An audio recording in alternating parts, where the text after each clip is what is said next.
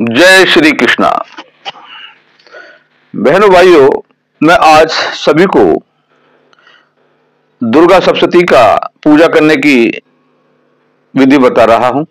जैसे कि मैं सभी से कहता हूं कि हमारी कोई भी परिवार में या हम पर कोई प्रॉब्लम आती है, चाहे वो नवग्रह की परेशानियां हो या घर में हमें किसी भी बाधा लग रही है, जैसे कि हमारे घर में कोई दरिद्रता का वास हो गया है, या हमारे घर में कोई जादू मंत्र टोने टोटके हो गए हैं, या कोई हमारे घर में एक कोई नेगेटिविटी आ गई हो, या हमारे परिवार की कोई भी खुशी नहीं आ रही हो, या हमें ऐसा लग रहा है कि हमारे बच्चों में किसी या बेटे बेटी की शादी नहीं हो रही हो, या हमारा रोजगार नहीं मिल रहा, प्रमोशन नहीं मिल रहा, जिसे कहते हैं A to Z कोई भी प्रॉब्लम, जिसका मैं आपको ज्यादा एक्सप्लेनेशन भी नहीं करके बता सकता। मैं सबको एक उपाय बताता हूं कि आप दुर्गा सप्तशती की पूजा अवश्य करें। फिर वो पूछते हैं कि दुर्गा सप्तशती करें कैसे। मैंने अपने जीवन में देखा है कि बहुत से जातक बहुत दिनों तक दुर्गा सप्तशती की पूजा करी, उन्हें कुछ फल नहीं मिला। उसके पीछे क्या लॉजिक था, क्या आधार था, ये मैंने खोजा तो मैंने देखा कि इनके कुछ ना कुछ करने में त्रुटि जरूर है। आज मैं आपको इसको करने का एक प्रॉपर तरीका बता रहा हूं, क्योंकि ये जो वीडियो बनाई गई है, ये बहुत लोगों के कहने से बनाई गई है, लंबी वीडियो बनाई गई है, इस पे मेहनत बहुत हुई है। तो यदि आप दुर्गा सप्तशती से फायदा उठाना चाहते हैं, अपनी विश पूरी करना चाहते हैं, चाहे वो किसी भी तरीके की हो, मां भगवती आपको अवश्य ही करेगी। मैं आपको एक छोटा सा उदाहरण बताता हूं। एक हमारे मिलने वाले डॉक्टर थे, तो वो पर्टिकुलर एक चीज बता देगी कि खाना खाने के 8 घंटे बाद ये दवाई लीजिए। कुछ तो प्रॉपर होती है कि लिप 52 है, तुरंत ले लिया, हमारे जाना चाहिए, लेकिन वो कहते थे कि ज्यादातर दवाई कम से कम 8 घंटे बाद लेनी चाहिए। मैंने जब से उसका यूज करा, चाहे वो ब्लड प्रेशर की, सबको बताता हूँ, तो काफी बेनिफिट मिलता है। इसे कहते हैं कि हमें कोई भी कार्य करने का तरीका क्या है। इसी तरीके से मैं आपको दुर्गा सप्तशती का जो तरीका है, जिससे कि आप देखेंगे जिस भाव से भजोगे उसी भाव से आपको प्राप्ति होगी। मैं आपको थोड़ा सा इसके महिमा के विषय में बता दूं, और ये मतलब कहां से लिया गया ये बता दूं, उसके करने का तरीका बता दूं, उसका समय का बता दूं, उसका वॉक करने का जो तरीका है मैं आपको थोड़ा संक्षेप में बता देता हूं। क्योंकि वीडियो पहले लंबी बन चुकी है, आदमी सोचता है कि इतनी लंबी वीडियो क्यों बना रहे हैं। ये जनता की डिमांड के ऊपर बताया गया है कि आप इसे ऐसे करेंगे, आप इसको डेफिनेट आपको फायदा होगा। एक तो ये दुर्गा सप्तशती मार्कंडे पुराण से ली गई है, जैसे गीता ली गई है हमारे महाभारत से, इसी तरीके से ये मार्कंडे पुराण से ली गई है। इसमें 13 अध्याय हैं, और यदि हम इसे प्रॉपर तरीके से कराते हैं ब्राह्मणों से, तो हमें ये 13 अध्याय 13 बार करने होते हैं। आपको एक साधारण तरीके से मैं समझाना चाहता हूं।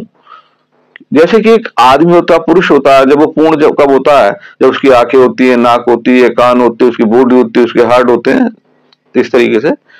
इसी तरीके से यदि हम इसकी पूजा का पूरा बेनिफिट उठाना चाहते हैं, तो हमें 11-12 चीज जरूर करनी चाहिए हमें इसकी। जैसे कि कवच, अर्गला, कीलक, दुर्गा जी के 32 नाम, 108 नाम, सिद्ध कुंजी का श्लोक, देवी सूक्तम, रात्रि सूक्तम, आरती, क्षमा याचना, चतुर्थ अध्याय।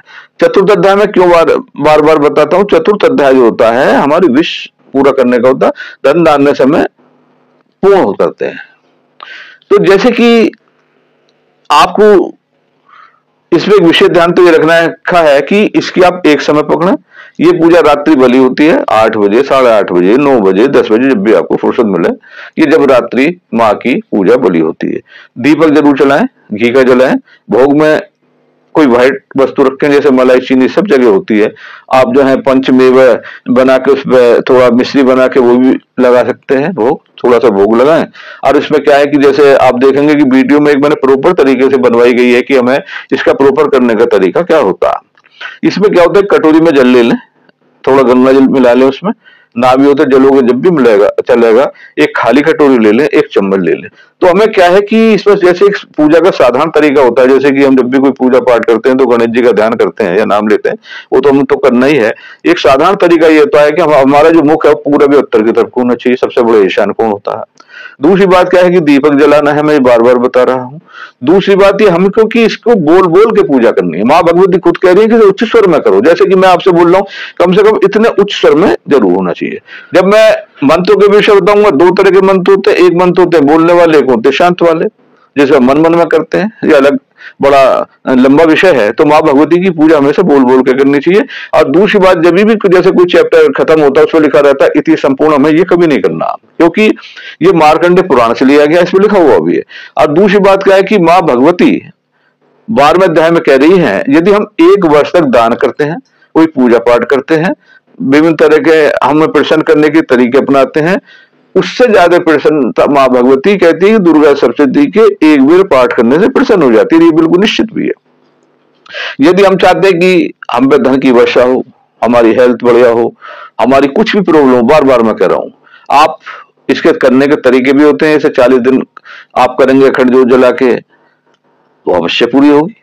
आप चाहते हैं कि हम पे कभी दरिद्रता के, हम पे कोई परेशानी ना हो, हमारे घर में कोई रोग ना हो, हमारे कोई घर में जादू मंत्र टोने टोट के ऊपरी पराया ना हो, हमारे घर में शांति रहे, हमारे सब जगह हर हम अच्छी अच्छी खबर मिले, हमें रात को कोई उल्टे सीधे ख्वाब ना आए, तो इसका सबसे बढ़िया तरीका कहते हैं ना, एक दवाई 500 फायदे, ये लिखा हुआ। दूसरी बात, अब जैसे ये 15 तारीख से नवरात्रि चालू हो रहे, तो पूरा का जो पूरा पखवाड़ा है, इस पे माँ भगवती के आप जाप कभी भी 24 घंटे में किसी भी समय कर सकते हैं। ये तो फ्री है, जैसे फ्री हिट होता है, पूरा फ्री है, आप कभी पूजा करो। दूसरी बात क्या है, इसके बाद आपको क्या करना है, यदि से आप इस पूजा को पूरे जीवन करेंगे, आपको देखेंगे मन हमेशा शांत रहेगा।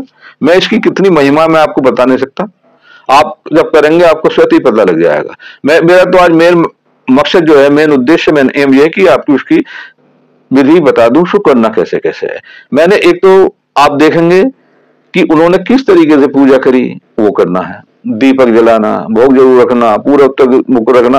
आप कोशिश ये करना कि नवरात्रों के बाद आप पूजा का एक टाइम रखें, जो भी आपको लगे। इसे कहते हैं रात्रि बलि। कुछ चीजें गुरु परंपरा से मिली, जो हमारे गुरु थे, उन्होंने बताया कि रात्रि बलि होती है। आपको इसका एक प्रयोग और बता देता हूं। जैसे हमारे घर में किसी भी बेटे या बेटी की शादी नहीं हो रही, अखंड ज्योत जलाएं। पहले मैं 41 दिन की चलवाता था, उसमें क्या है, 41 दिन लगातार अखंड ज्योत जलाएं और इसका पाठ करें। और बीच बीच में हम पाठ करें तो हमें अपनी विश कहनी है कि फलाने की शादी हो जाए, फलाने की शादी हो जाए, फलाने की शादी हो जाए।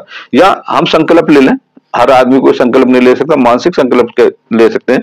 हम माँ से प्रार्थना कर सकते हैं कि ये माँ फलाने का रोग सही हो जाए। आप देखेंगे कि तुरंत आपको रोग मिलेगा, कि रोग में शांति होगी। ये बिल्कुल फैक्ट मानना, यदि जिस घर में भी ये पूजा होगी वहां दरिद्रता नहीं आएगी, वहां शांति बनी रहेगी। जो इस पूजा को करेगा उसे कभी उल्टे सीधे ख्वाब नहीं दिखेंगे। हमें ऐसा लगता है कि हमारे घर में नेगेटिविटी खत्म हो जाएगी। मतलब दवाई एक है, फायदे इसके अनेक है। क्योंकि मैं इस पर ज्यादा एक्सप्लेनेशन नहीं कर सकता, क्योंकि कुंडली, ये जो कुंडली याद आ जाती है बार बार ये जो है, मतलब मैंने जो इसकी पूजा बताई है, तो ये वैसी काफी लंबी हो गई है। यदि आपको इतने बताने पर भी कोई चीज समझ ना आए तो आप मुझसे कॉन्टेक्ट कर सकते हैं। मैं तो ये जनता की बार बार कहने से क्या, इसका कैसे करना, आप देखेंगे इस पूजा को करेंगे, बोल बोल के करना है, भोग लगाना, बार बार फिर कह रहा हूँ, पूरे उत्तर मुख को करना है, और जो हमारे विषय है वो कहते रहेंगे। आप देखेंगे कि थोड़ी देर में आपको कितनी शांति मिलेगी। अगर आप चाहेंगे हमारे घर में खुशहाली आवे, धन आवे, दौलत मिलेगी। यदि आप चाहते हैं कि किसी के रोग के निवारण कहते हैं, उसको रोग का निवारण मिलेगा। यदि आप चाहते हैं किसी की सर्विस नहीं लगी, तो धीरे धीरे करते रहो। इसमें थोड़ा समय तो लग सकता है, मे भी टाइम, लेकिन कार्य आपका जरूर पूर्ण होगा। एक हमेशा ध्यान रखना, जितना भी समय हम ईश्वर की भक्ति में देते हैं, कभी कभी हमारे मन में भी आता है, अभी हम 30 मिनट लग गए, तो 35 मिनट लग गए, 40 मिनट लग गए। हमेशा ध्यान रखना, फिर करती कभी अपने पास नहीं रखती, महामाया है। गीता में श्री कृष्ण भगवान कहते हैं कि मनुष्य और देवता को एक आपस में सामंजस्य है, कॉम्पैक्ट है, उनकी पूजा करेंगे अब वो हमें मन इच्छित फल देंगे। लेकिन अगर कोई उन्हें अर्पित किए नहीं खाता या भोग करता, भिष्टा खाता, तो जब भी कोई हमें चीज प्राप्त होती है, हमें उसका अर्पण कर देना चाहिए। यदि आपको कोई परेशानी हो, कोई चीज समझ में ना आ रही हो, आप मुझसे जब भी पूछ सकते हैं। लेकिन ये वीडियो इस तरीके से बनाई गई है कि आपको अवश्य ही समझ में आएगी। जय श्री कृष्णा।